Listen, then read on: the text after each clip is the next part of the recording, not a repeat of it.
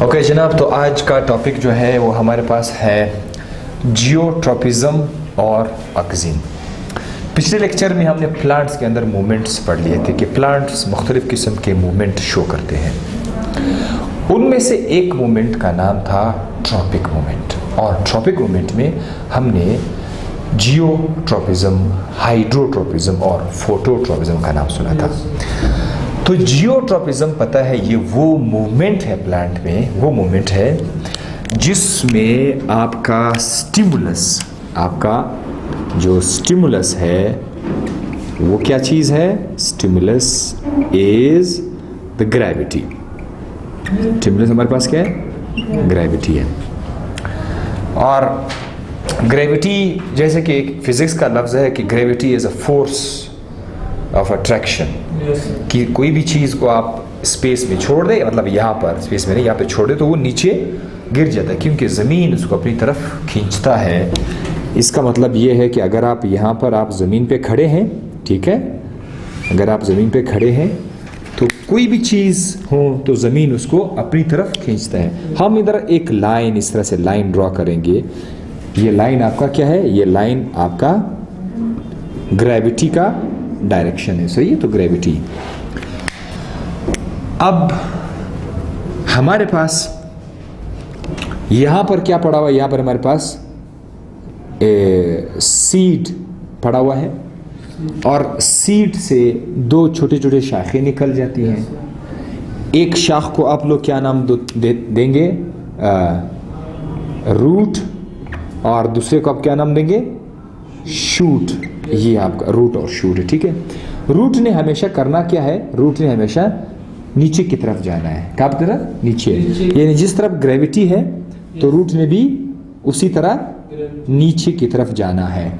तो ऐसे मूवमेंट को हम क्या कहते हैं जिसमें दोनों का डायरेक्शन सेम हो? Positive geotropism. क्या कहते हैं? Positive geotropism. और ये जो आपका शूट है, स्टेम है, ये हमेशा कहाँ पर मूव करता है? ऊपर की तरफ ये मूव करता है। तो चूंकि ये अपोजिट डायरेक्शन में है ना, ग्रेविटी नीचे की तरफ है और शूट ऊपर की तरफ मूव कर रहा है, तो शूट क्या कर रहा है? शूट हमारे लिए क्या शो कर रहा है? Negative geotropism. अच्छा, ये बात हमने पिछले लेक्चर में भी सुना था, अब दोबारा रिपीट हुआ। सवाल ये है कि ये जो जियोट्रॉपिज्म के मूवमेंट है, इसमें ऑक्सीन का क्या किरदार है? ऑक्सीन खुद क्या चीज़ है? ऑक्सीन एक प्लांट हार्मोन है। क्या चीज़ है? ये एक प्लांट हार्मोन है। जिस तरह हमारी बॉडी में हार्मोन्स होते हैं तो प्लांट के अंदर भी हार्मोन्स होते हैं, मुख्तलिफ किस्म के हार्मोन्स होते हैं, जिसमें से एक का नाम है ऑक्सीन हार्मोन। और ऑक्सीन हार्मोन कहाँ पर प्रोड्यूस होता है प्लांट के अंदर? लेट्स सपोज अगर मैं आपसे कहूँ कि ये हमारे पास एक प्लांट है, ठीक है, ये हमारे पास एक प्लांट है और ये ज़मीन है, ज़मीन के नीचे इसके जी रूट्स वगैरह है। तो ऑक्सीन, ये जो आपका शूट है ना, शूट, ये तो ऊपर, इसका जो टॉप है, बिल्कुल ये जो ऊपर वाला इलाका है, इसको हम बोलते हैं एपेक्स। क्या बोलते हैं? एपेक्स। और इसी तरह रूट्स के भी जो टिप्स होते हैं, रूट के टिप्स, वहाँ पर ही आपको उसके एपेक्स मिलेगा। तो मिसाल के तौर पर ये ग्राउंड है, ये रूट है, तो या तो रूट के टिप्स पे आपको मिलेंगे या फिर शूट के टिप्स पे मिलेंगे, ठीक है। तो ये सवाल एग्जाम में आ सकता है कि ऑक्सीन कहाँ पर प्रोड्यूस होता है? हम क्या कहेंगे कि ये रूट और शूट के एपेक्स पे प्रोड्यूस हो जाता है। अब ऑक्सीन का किरदार क्या है? मतलब आप लोग जरा सोचिए, ये बीज जमीन के अंदर पड़ा हुआ है, इससे दो शाखें निकली, एक शाख ने नीचे की तरफ बेंड किया, ये मतलब पहले सीधा था, इसने अपने आप को नीचे की तरफ टेढ़ा किया, कर्व किया, you know, curve tropic movement होते हैं। तो सवाल ये है कि इसको किसने कहा कि तुम नीचे चले जाओ और इसको किसने कहा कि तुम ऊपर चले जाओ? तो सवाल है। या तो दोनों को नीचे आना था, दोनों को ऊपर, पर ये क्या हो रहा है कि ये नीचे आ रहा है, ग्रेविटी के साथ जा रहा है और वो ग्रेविटी के अगेंस्ट जा रहा है। इसमें किरदार किस चीज़ का है? ऑक्सीजन का है। कहा जाता है कि यहाँ पर ये जो इलाका है, जो अभी तक ये बेंड नहीं हुआ है, ठीक है, अभी तक ये टेढ़ा नहीं हुआ है, तो होगा क्या कि ऑक्सीजन यहाँ पर आएगा, यहाँ पर ऑक्सीजन आ जाएगा। मैं आपके लिए इस तरह से लिखता हूँ, ऑक्सीजन यहाँ पर जमा हो जाएगा, इधर ऑक्सीजन जमा हो जाएगा। जब यहाँ पर ऑक्सीजन जमा हो जाएगा, यहाँ पर ये क्या करेगा? ये सेल की ग्रोथ को स्लो कर देता है, सेल के ग्रोथ को स्लो कर देता है। सेल के ग्रोथ को जब स्लो कर देते हैं तो उसके बाद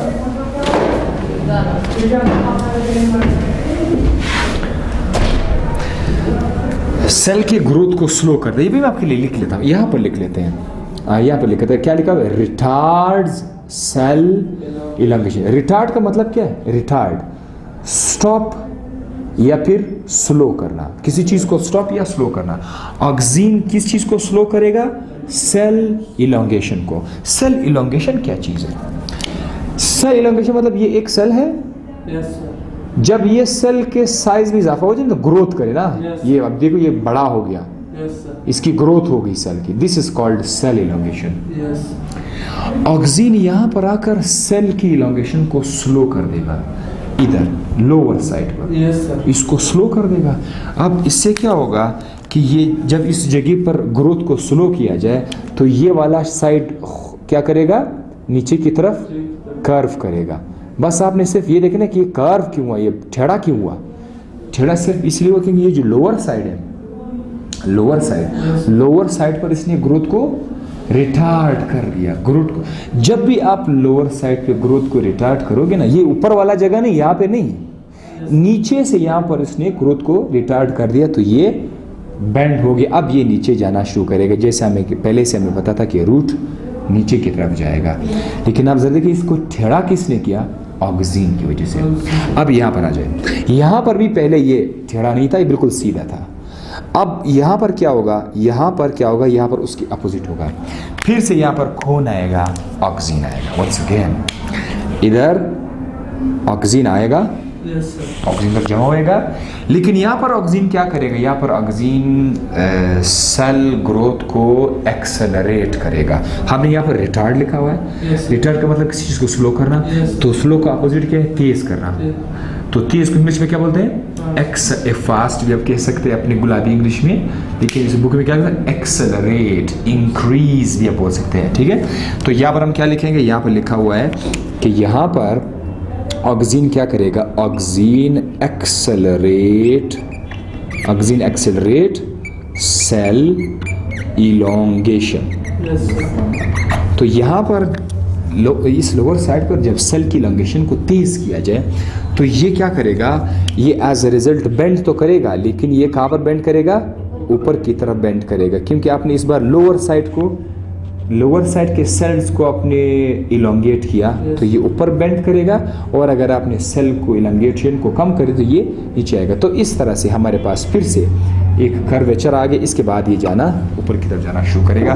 तो ये किसका किरदार था? जियोट्रॉपिज्म में ऑक्सीजन हार्मोन का एक किरदार था। होप आपको ये लेक्चर समझ आ गया हो। इंशाल्लाह आपसे नेक्स्ट लेक्चर में बात करेंगे, ठीक है।